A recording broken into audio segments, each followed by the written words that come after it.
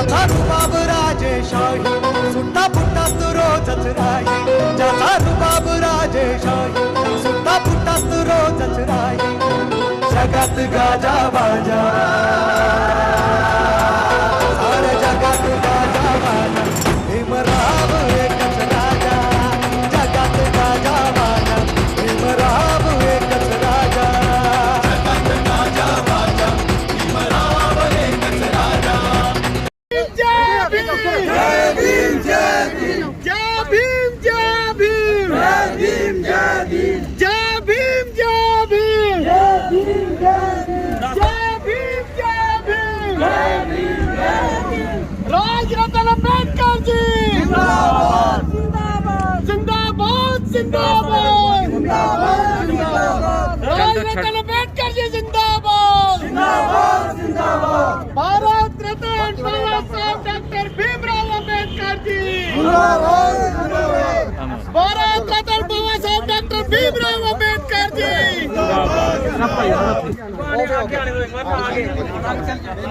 Group photo हो जाए पहले आ जाओ सर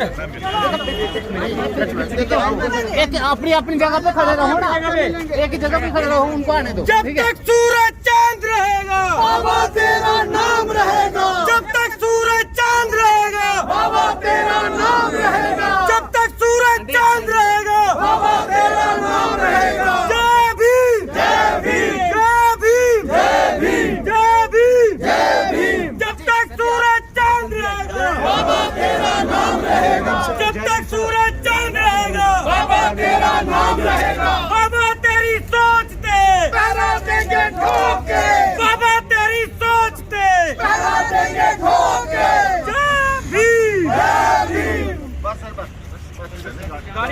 जय जय जय जय जय भीम जय भीम जय भीम जय जय जय जय जय भीम जय भीम जय भीम जय जय जय जय जय भीम जय भीम जय भीम राजरत्न जी जिंदाबाद राजरत्न जी जिंदाबाद राजरत्न जी जिंदाबाद जिंदाबाद जिंदाबाद जिंदाबाद जिंदाबाद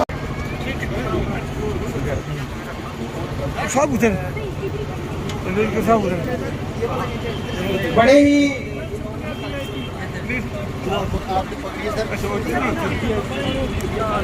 आज का एक बड़ा ही मनमोहक और सिर्फ कैसे समय और बहुत ही कम समय में अम्बेडकर वेलफेयर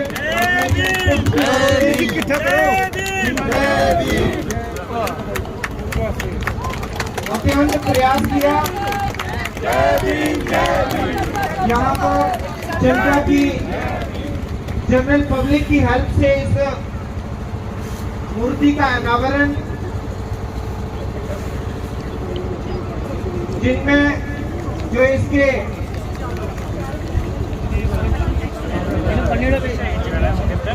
शिलाओं पर बहुत ही सुंदर संदेश उकेरे गए हैं जिसमें जो उत्तर दिशा की ओर है वहाँ पर संदेश education is like a milk of lioness who drink will roar. शिक्षा जो है एक शेरनी के दूध के समान है जो पिएगा वो गरजेगा। इसकी पश्चिम दिशा की ओर भारतीय संविधान से प्रियम्बल को लिया गया है। बाकी सर प्लीज थोड़ा साइड थोड़ी जगह दो प्लीज एसएसपी साहब हिंदी में अनुवाद है भारत के लोग भारत को एक संपूर्ण प्रभुत्व संपन्न समाजवादी पंथ निरपेक्ष लोकतांत्रिक संघ राज्य बनाने के लिए तथा उसके समस्त नागरिकों को सामाजिक आर्थिक और राजनीतिक न्याय विचार अभिव्यक्ति विश्वास धर्म और की उपासना। धन्य तुम्हारा आना तुझे कोटि कोटि प्रणाम। हे भारत के महामंत्र के धन के भगवान, धन्य तुम्हारा आना तुझे कोटि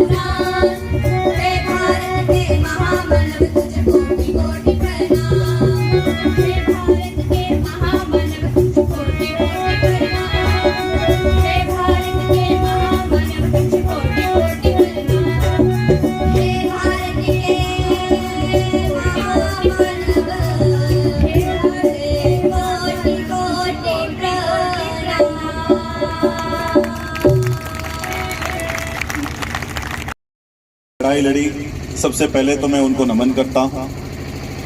मंच पर उपस्थित सभी मान्यवर और जिन्होंने मुझे यहाँ आमंत्रित किया, अंबेडकर वेलफेयर ट्रस्ट के गोविंद जी और उनके सभी साथियों को, और यहाँ पर उपस्थित सभी मेरे भाइयों को, बहनों को और माताओं को राजरत्न अंबेडकर की तरफ से जय भीम।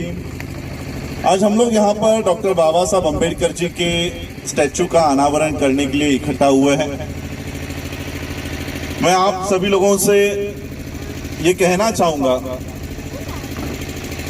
जब मैं जम्मू में उतरा, जम्मू एयरपोर्ट पे, तो दूर से जब मैंने जम्मू एयरपोर्ट को देखा तो जम्मू के नीचे लिखा हुआ था द लैंड ऑफ टेम्पल्स।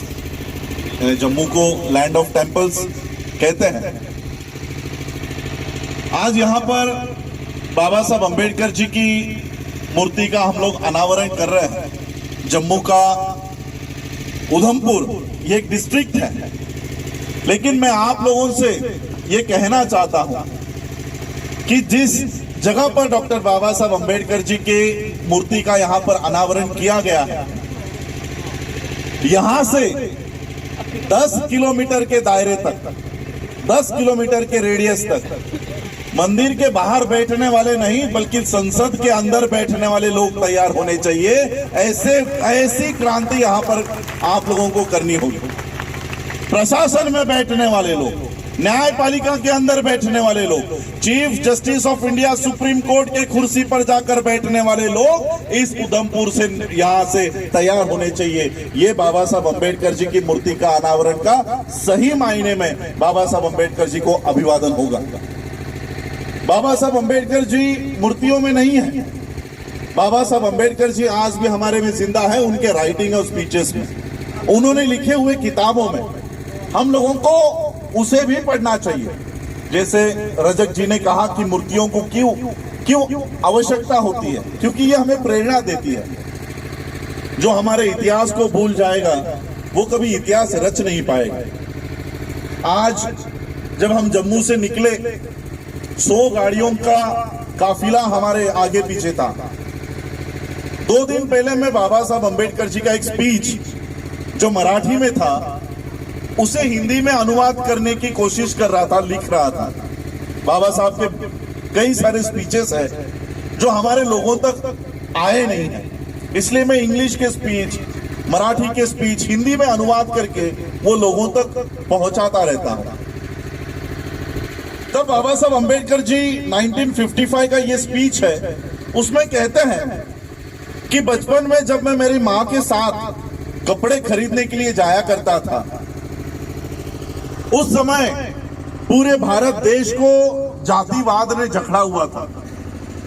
पूरे ये सारे लोग जातियों में बैठे हुए थे, ये उच्च जाति का, ये नीच जाति का, निचले जाति में भी हजारों जातियां।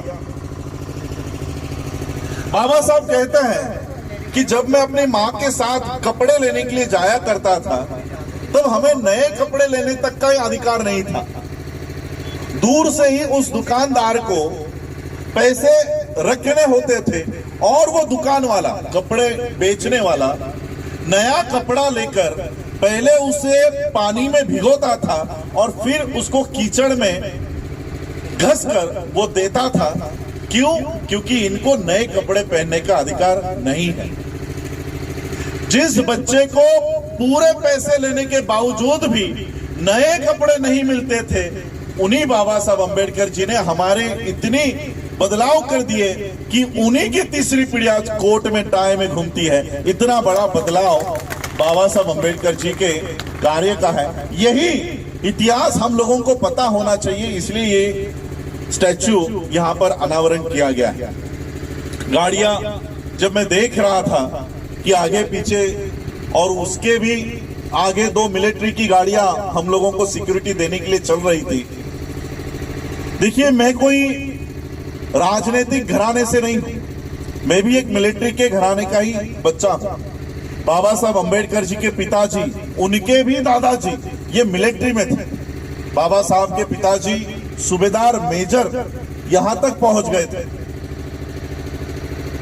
जब बाबा साहब के पिताजी ने, जब ये सारे छोटे छोटे थे, बच्चे थे, बाबा साहब के पिताजी अलग अलग पोस्टिंग उनकी हुआ करती थी। तो ऐसे ही उनके पिताजी ने सोचा कि अभी बच्चों को छुट्टियां लग गई है,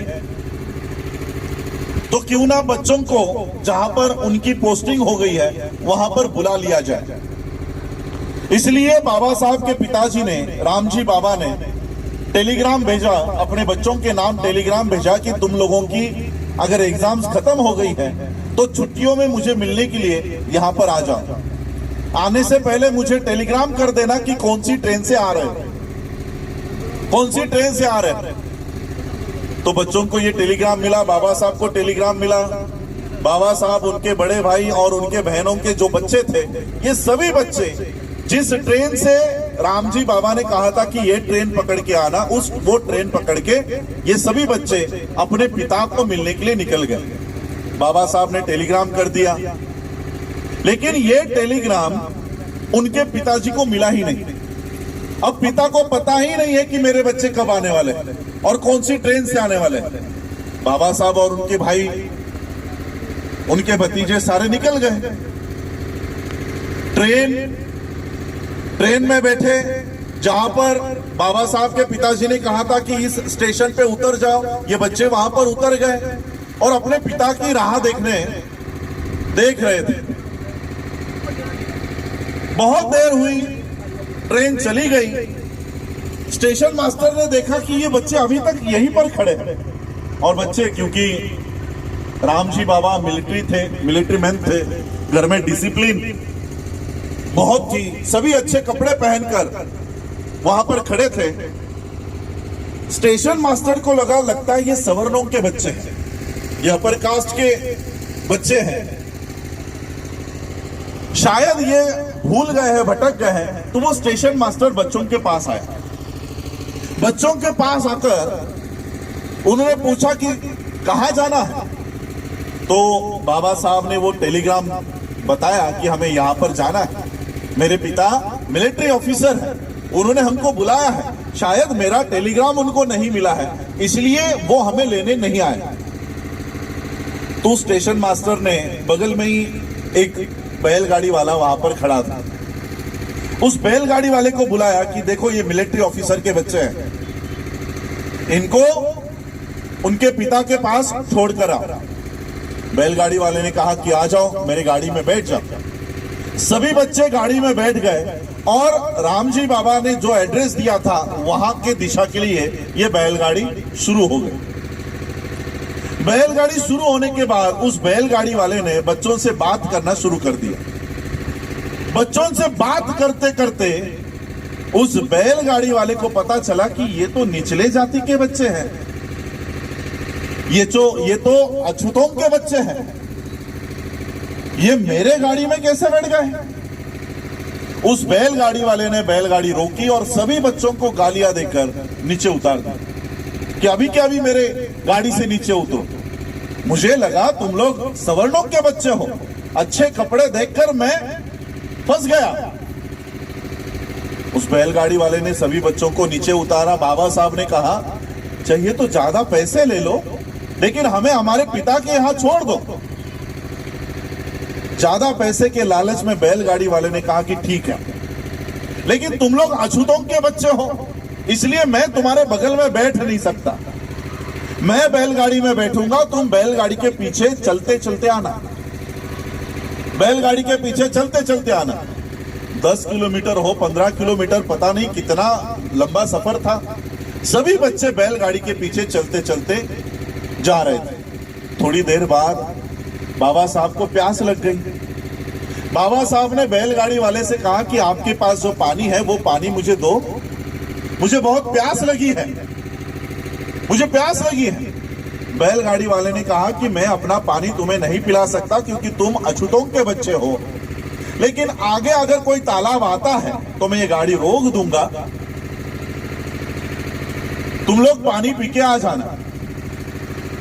बहुत देर हो गई, कोई तालाब नहीं आ रहा था, कोई पानी का सोर्स नहीं आ रहा था। बैलगाड़ी वाले को भी तरस आ रहा था, लेकिन वो इस भारत में चलते हुए जाति व्यवस्था के तहत अपना पानी चाहते हुए भी वो बच्चों को नहीं पिला सकता था। उस बैलगाड़ी वाले को दूर से कुछ चमकता हुआ दिखा, उसे लगा तालाब आ गया है। उसने गाड़ी रोकी और सभी बच्चों को कहा कि देखो वहां पर कुछ पानी दिखाई दे रहा है, जाओ जाकर पानी पीकर आओ। सभी बच्चे दौड़ते हुए उस पानी के नजदीक गए और नजदीक जाकर देखा तो क्या, ये तो कीचड़ है, ये तो कीचड़ है, इसमें पानी है ही नहीं। लेकिन प्यास लगी थी। बाबा साहब ने वो कीचड़ हटाया और जो गंदा मैला पानी था वो झुककर बाबा साहब ने वो गंदा और मैला पानी बाबा साहब ने पिया। बाबा साहब फिर अपने पिता जहां पर थे उस सफर के लिए शुरू हो गए। थोड़ी देर बाद वो अपने पिता के यहां पहुंचे। पिता ने देखा ये क्या हालत है मेरे बच्चों की, ये क्या हालत हो गई मेरे बच्चों की, सारे कपड़े खराब हो गए, मुंह पर मट्टी लगी है। और फिर बाबा साहब ने, छोटे बाबा साहब ने अपने पिता को सारी हकीकत बताई। अपने पिता से सवाल किया कि पिताजी मेरे साथ ऐसा क्यों सलूक होता है, मेरे साथ ऐसा क्यों सलूक किया गया, मुझे बैलगाड़ी में क्यों बैठने नहीं दिया गया, मुझे पानी क्यों दिया नहीं गया, मुझे क्यों कीचड़ का पानी पीने के लिए मजबूर कर दिया गया। पिता ने क्या जवाब दिया पता है? पिता ने कहा कि बेटे यही व्यवस्था तुझे बदलनी है, यही व्यवस्था तुझे बदलनी है। और उसी बच्चे ने, जिस बच्चे को गाड़ी में बैठने नहीं दिया गया था, बैलगाड़ी में, जिस बच्चे को बैलगाड़ी में बैठने नहीं दिया गया था, जिस बच्चे को पानी पीना नहीं दिया गया था, कीचड़ का पानी पीने के लिए मजबूर कर दिया गया था, उसी बच्चे ने इस देश का संविधान लिखा। और आज हम बैलगाड़ी छोड़ो हवाई जहाज उड़ाते हैं, हवाई जहाज में बैठते हैं और कीचड़ का पानी नहीं, ये बिस्लरी का पानी हम लोग पी रहे हैं। ये इतना बड़ा बदलाव, इतनी बड़ी क्रांति डॉक्टर बाबा साहब अम्बेडकर जी ने की है। लेकिन इस क्रांति को हमें, हमारे ये जो नेक्स्ट जनरेशन यहाँ पर खड़ी है, इन तक लेकर जाना होगा। और ये जिम्मेदारी हमारी है, ये हमारी जिम्मेदारी है। मैं सिर्फ भारत में ही नहीं, बाबा साहब अम्बेडकर जी के स्टैच्यूज का इनॉग्रेशन करने के लिए देश विदेशों में मुझे आमंत्रित किया जाता है। बाबा साहब अम्बेडकर जी के लिए रजक जी ने कहा कि कोलंबिया यूनिवर्सिटी में 100 सबसे विद्वान लोगों में सबसे पहला क्रमांक बाबा साहब का आया। उन्हीं बाबा साहब के लिए बराक ओबामा का नाम आप लोगों ने सुना होगा, पूर्व राष्ट्रपति थे यूएस के। इन्होंने डॉक्टर बाबा साहब अम्बेडकर जी के लिए शब्द कहे हैं। बराक ओबामा कहते हैं कि अम्बेडकर अगर हमारे देश में पैदा होते तो हम सूरज का नाम बदलकर उसे अम्बेडकर का नाम दे देते। हम लोगों को बाबा साहब को जाति धर्म से ऊपर देखना होगा। अम्बेडकर है, बाबा साहब है, यानी ये निचले जाति के थे।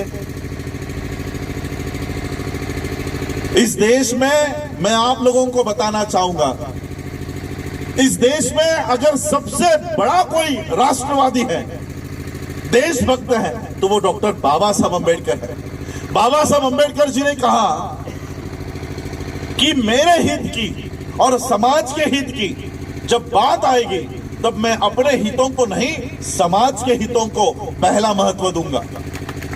लेकिन जब समाज के हित की और देश के हित की बात आएगी तब मैं देश के हित को पहला प्राधान्य दूंगा।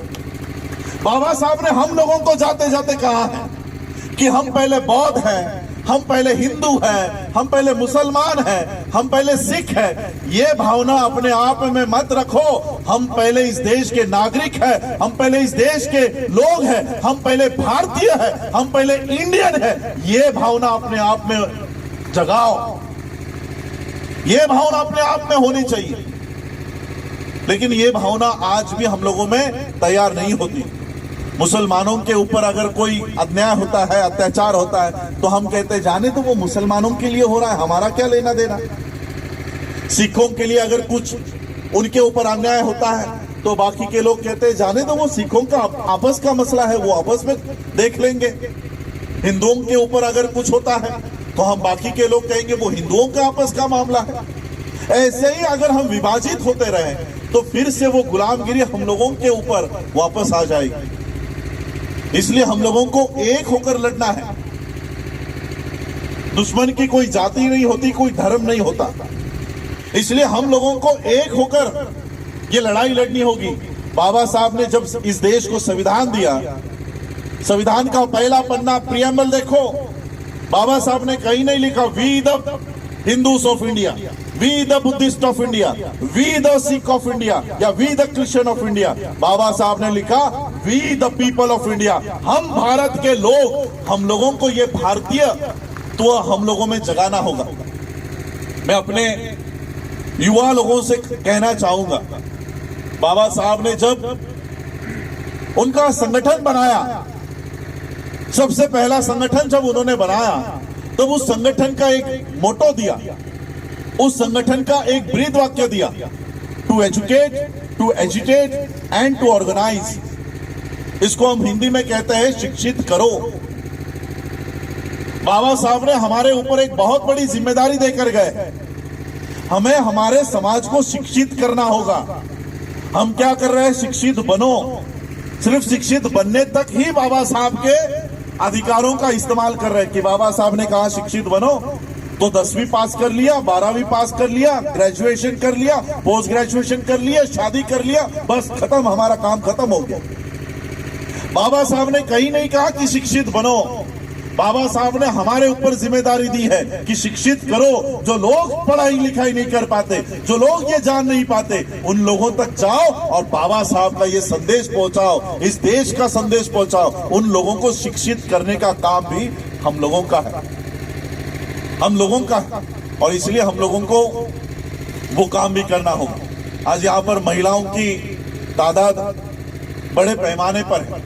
मैं आप लोगों को भी कहना चाहूंगा, बाबा साहब जब अपनी पीएचडी कर भारत लौट रहे थे, अपनी डिग्री पूरी करके बाबा साहब जब लौट रहे थे, तब बाबा साहब के कार्यकर्ताओं ने, बाबा साहब के चाहने वाले लोगों ने मुंबई में बाबा साहब अंबेडकर जी का एक सत्कार समारोह रखा कि बाबा साहब जैसे ही बोर्ड से उतरेंगे उनका हम सत्कार करेंगे।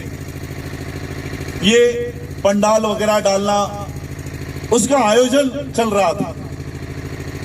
अब इस आयोजन का बाबा साहब अंबेडकर जी की पत्नी माता रमाबाई, इनको पता चला कि मेरे पति आने वाले हैं, उनकी डिग्री पूरी हो गई है और उनका सत्कार होने वाला है, उनका सत्कार होने वाला। बाबा साहब का यानी मेरे पति का सत्कार मुझे अपनी आंखों से देखना है। ये एक छोटी सी इच्छा माता रमाई ने व्यक्त की कि मुझे अपने पति का सत्कार अपनी आंखों से देखना है। लेकिन माता रमाई की एक बहुत बड़ी समस्या थी। समस्या ये थी, अब बाबा साहब का सत्कार होने जा रहा है तो उनके सत्कार में मैं क्या पहनकर जाऊं, क्योंकि जो साड़ी माता रमाई ने पहनी हुई थी वो 7 जगहों से फटी हुई थी। अब इतने विद्वान व्यक्ति का सत्कार होने जा रहा है और उनकी पत्नी ऐसे फटे साड़ी में जाए, लोग बाबा साहब को नाम रखेंगे कि अपने पत्नी को देखो किस हालात में रखे। अब माता रमाई सोच में डूबे कि अपने पति का सत्कार कैसे देखे। तब माता रमाई को याद आया कि छत्रपति शाहू महाराज जी ने उनका सत्कार करते समय एक पगड़ी उनको पहनाई थी और वो पगड़ी माता रमाई ने संभाल कर एक ट्रंक में रखी हुई है। माता रमाई ने वो ट्रंक खोला, वो पगड़ी जहां जहां पर साड़ी फटी हुई है वहां पर लपेट कर बाबा साहब का सत्कार देखने के लिए गए। अब बाबा साहब का सत्कार जहां चल रहा था वहां पर ऊपर आकर बैठने के बजाय माता रमाई एक पेड़ के पीछे छुप छुप कर बाबा साहब का सत्कार देख रही थी। अब बाबा साहब का ध्यान पूरे समाज पर। उन्होंने इतने भीड़ में देखा कि मेरी पत्नी वहां पर पेड़ के पीछे छुप छुप कर मेरा सत्कार देख रही है और वो छुप कर ही क्यों देख रही है, इसकी वजह भी बाबा साहब को पता चली कि माता रमाई आगे क्यों नहीं आ रही। मंच पर क्यों नहीं आके बैठ रहे, पहले रो में आकर क्यों नहीं बैठ रहे। बाबा साहब को इसकी वजह पता चली। बाबा साहब का सत्कार पूरा हुआ, बाबा साहब मंच से नीचे उतरे और उस पेड़ की दिशा में चलते हुए गए। बाबा साहब ने माता रमाई का अपने हाथ अपने हाथ में लिया और माता रमाई से कहा, रामू। बाबा साहब माता रमाई को प्यार से रामू कहा करते थे। रामू, मुझे अगर तेरे अकेली का संसार करना होता तो मैं सोने जैसा करता। मुझे अगर तेरे अकेली का संसार करना होता तो मैं सोने जैसा करता, लेकिन मुझे मेरे इस समाज का संसार खड़ा करना है, इसलिए मैं तुझे न्याय नहीं दे पाया, इसलिए मैं तुझे न्याय नहीं दे पाया। आज उन्हीं माता रमाई के त्याग के वजह से हमारी हालात में इतने बदलाव हो गए हैं कि अभी कबाट अगर हम खोलते हैं, कबोर्ड खोलते हैं कि धड़ाम करके साड़ियां गिर जाती। ये माता रमाई के त्याग की वजह से आज इस देश के महिलाओं के हालात में इतना बदलाव हुआ है। कई सारे मुद्दों पे अनेक वक्ताओं ने कहा, लेकिन मैं आज जम्मू के धरती पर हूं। सभी लोगों ने वुमेन एम्पावरमेंट के लिए कहा। आप कभी, क्योंकि कंट्रोवर्शियल मुद्दा है, मैं ज्यादा उसके ऊपर बात नहीं करूंगा। आप कभी बाबा साहब का रेजिग्नेशन गूगल पे पढ़ा हुआ कि बाबा साहब ने रिजाइन क्यों दिया। 1954 में मंत्री पद का इस्तीफा बाबा साहब ने दिया है। महिलाओं के लिए, हिंदू कोड बिल के लिए तो आपने, रजक जी ने कह दिया, लेकिन बाबा साहब ने 3-4 मुद्दों की वजह से इस्तीफा दिया है। जिस दिन जम्मू के लोग, मैं जम्मू के लोग कह रहा हूं, जम्मू का हिंदू, जम्मू का बौद्ध, जम्मू का मुस्लिम, जम्मू का रविदासिया नहीं कह रहा हूं, जिस दिन जम्मू के लोग बाबा साहब का वो इस्तीफा पढ़ेंगे, मैं गारंटी देता हूं कि जम्मू का एक ही नेता होगा, वो है डॉक्टर अंबेडकर। इस जम्मू के लिए भी बाबा साहब ने इस्तीफा दे दिया कि इस जम्मू कश्मीर का मुद्दा आप सॉल्व क्यों नहीं करते हो। ये सवाल बाबा साहब ने नेहरू को पूछा और नेहरू इस जम्मू कश्मीर का मुद्दा सॉल्व नहीं करता है, इसलिए बाबा साहब ने अपने पद का इस्तीफा दे दिया कि ऐसा पद जिस पर मुझे काम करने तक नहीं दिया जाता, ऐसा पद मुझे नहीं चाहिए। ये आप लोगों के लिए बाबा साहब ने अपने पद का इस्तीफा दे दिया है। जम्मू कश्मीर के लोगों को ये बाबा साहब का ये पहलू भी देखना होगा। हम लोग बाबा साहब अंबेडकर जी के आज मूर्ति का अनावरण कर रहे हैं। मैं देश विदेशों में जाता हूं, यूनाइटेड नेशन के कॉन्फ्रेंसेस में जाता हूं, जहां पर देश के उपराष्ट्रपति मेरे साथ होते हैं। ऐसे कॉन्फ्रेंसेस में मैं वहां पर जाता हूं। आज केवल और केवल बाबा साहब के वजह से हम लोगों को एक ग्लोबल आइडेंटिटी मिली है। मैं जब यूनाइटेड नेशन के कॉन्फ्रेंस में था, 125 देश के डेलीगेट्स वहां पर थे, 125 देश के डेलीगेट्स, और वो भी आम जनता नहीं। कोई वहां का प्रेसिडेंट होगा, कोई वहां का मिनिस्टर लेवल के, कैबिनेट लेवल के लोग। हम जब लंच आवर्स में वहां पर घुमा करते थे, अलग अलग देश के लोगों से जान पहचान किया करते थे। ऐसे ही यूनाइटेड नेशन के उस कॉन्फ्रेंस में हम चलते चलते चाइना के लोगों से आकर टकरा गए। चाइना के लोगों ने हमसे पूछा, विच कंट्री, आप कौन से देश से हो। मैंने उनको जवाब दिया, इंडिया, भारत। पता है चाइना के लोगों ने क्या जवाब दिया? अभी तो चाइना से टेंशन चल रहे हैं, ये 2 या 3 साल पहले की बात है।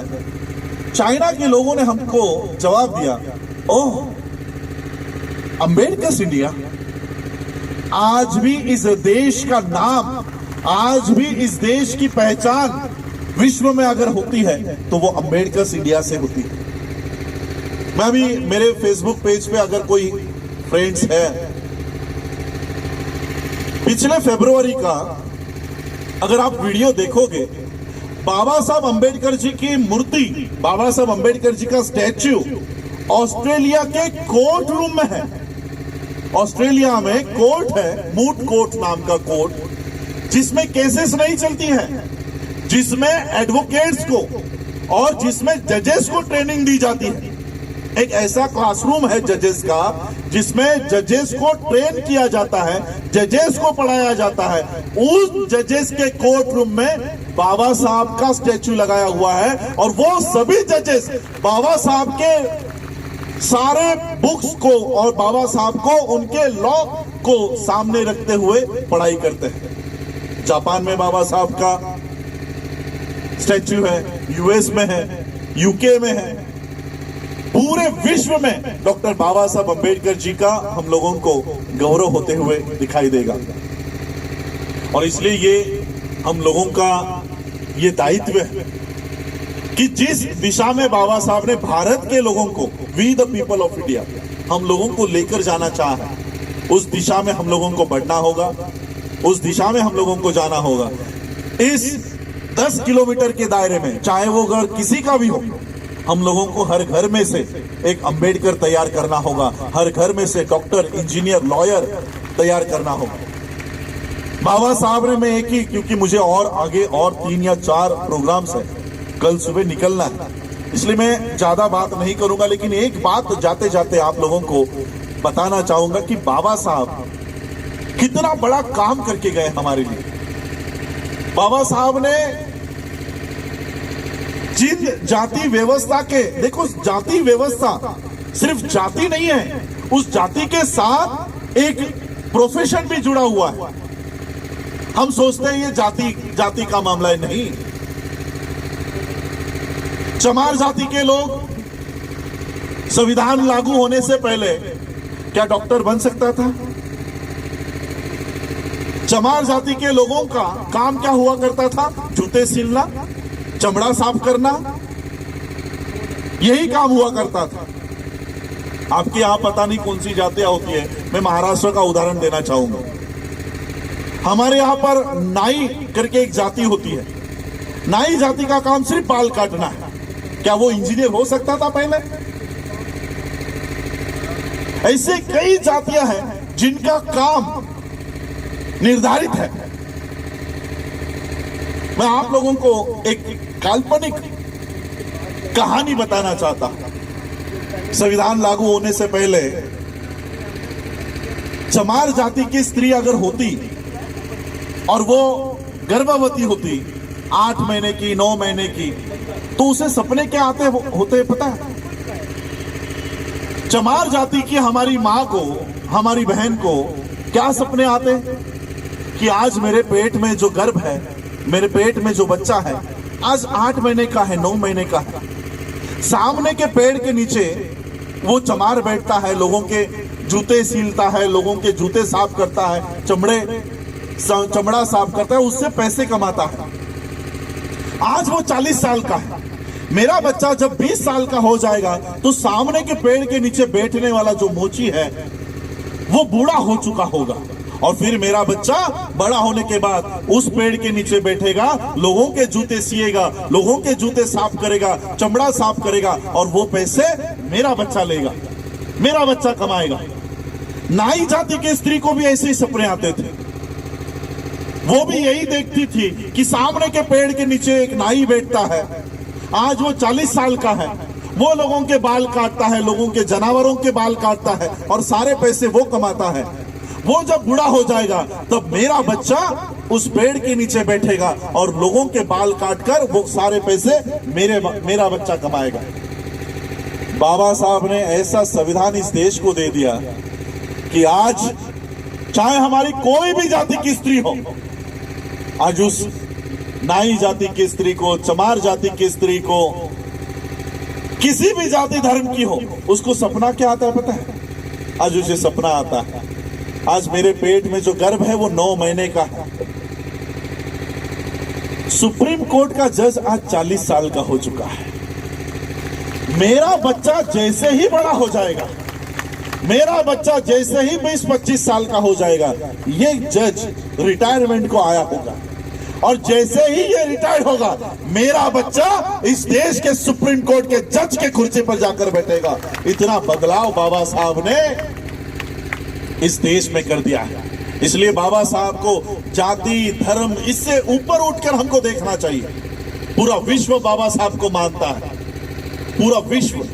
साउथ अफ्रीका जैसा देश जब अपना संविधान बनाता है तब अपने संविधान में लिखता है कि हम बाबा साहब के संविधान को रेफर करके अपने देश का संविधान हम रेफर बना रहे। नेपाल का देश बाबा साहब का रेफरेंस देता है। इतने महान व्यक्ति हमारे देश में पैदा हुए हैं। और मैं आप लोगों को और बताना चाहूंगा कि आप सभी लोग मेरा इंट्रोडक्शन कि बाबा साहब का परपोता, बाबा साहब का परपोता कर रहे थे।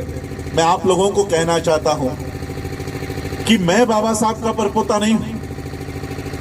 इस देश में जो व्यक्ति बाबा साहब के विचारों पे चलता है, हर वो व्यक्ति बाबा साहब का वंशज है, हर वो व्यक्ति बाबा साहब का परपोता है, हर वो व्यक्ति बाबा साहब का वारिस है। और इसलिए हम लोगों को बाबा साहब के इन विचारों को आगे लेकर जाना है। इस देश को जाति विहीन देश बनाना है। मोदी जी ने एक क्या कहते हैं योजना डीमोनेटाइजेशन लागू की थी और उन्होंने कहा था कि देश को, इस देश के इकोनॉमी को कैशलेस करना है। आजकल हम लोग कैश इस्तेमाल नहीं करते, पेटीएम आ गया, कार्ड्स आ गए, लेकिन मैं आप लोगों को बताना चाहता हूं, क्या कैशलेस होने के बाद भी करप्शन खत्म हुआ? नहीं सर। कैशलेस होने के बाद भी इस देश की समस्या खत्म हुई? नहीं। मैं आप लोगों को कहना चाहता हूं, आप लोगों के माध्यम से इस देश के प्रधानमंत्री को कहना चाहता हूं, इस देश की समस्या कैश की वजह से नहीं है, इस देश की समस्या कास्ट की वजह से है। और इसलिए इस देश को कैशलेस होने की नहीं, कास्टलेस होने की बहुत जरूरत है। यही कहूंगा और यही अपनी वाणी को विराम दूंगा। आज आप लोगों ने डॉक्टर बाबा साहब अम्बेडकर जी के मूर्ति के अनावरण करने के लिए मुझे यहाँ बुलाया, उसके लिए मैं आप सभी लोगों का धन्यवाद देना चाहता हूँ। मेरे साथ बुद्धिस्ट सोसाइटी ऑफ इंडिया के जम्मू के प्रेसिडेंट कुंदल जी आए हैं, मैं उनका भी धन्यवाद देना चाहूंगा कि यहाँ तक और आगे का नियोजन आप कर रहे हो। गौतम जी का भी, गोविंद जी का भी मैं धन्यवाद देता हूँ, अंबेडकर वेलफेयर ट्रस्ट का, कि आप लोगों ने मुझे यहाँ बुलाया, मान सम्मान दिया। आप सभी लोगों का धन्यवाद और सभी लोगों को फिर से एक बार जय भीम, नमो बुद्धाय, जय भारत।